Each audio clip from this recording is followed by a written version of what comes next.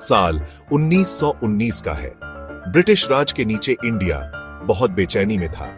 First world war खत्म हुआ ही था और उसके साथ इकोनॉमिक तंगी और पॉलिटिकल अनसर्टेनिटी छा गई थी।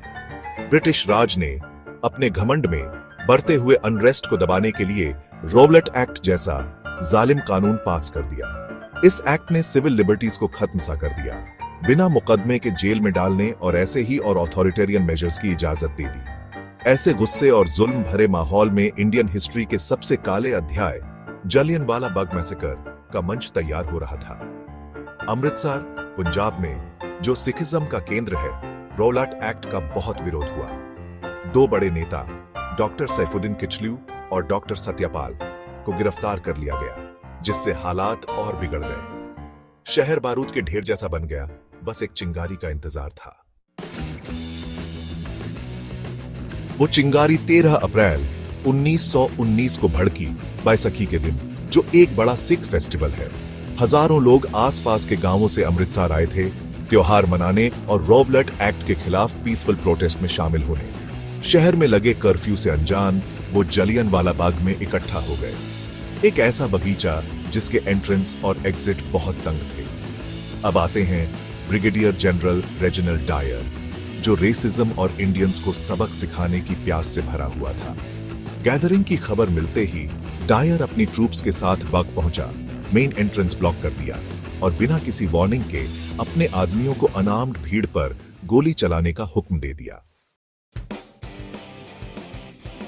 10 भयानक मिनट तक हवा गोलियों की आवाज और बेगुनाह मर्दों, औरतों और बच्चों की चीखों से गूंजती रही।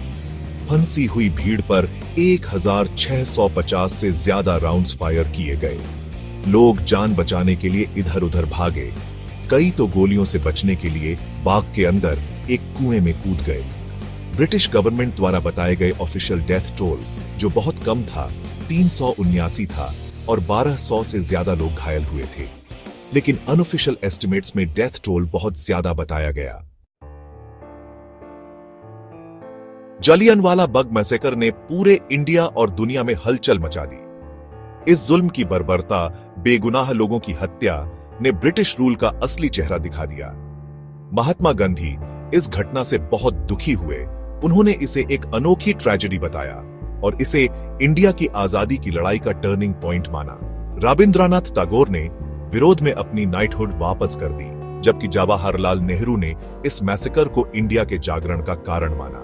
यह मैसेकर इंडियन इंडिपेंडेंस मूवमेंट का नारा बन गया। इसने नेशनलिज्म की आग को और भड़का दिया, लोगों को धर्म और क्षेत्र की सीमाओं से ऊपर उठकर सेल्फ रूल की मांग के लिए एकजुट कर दिया।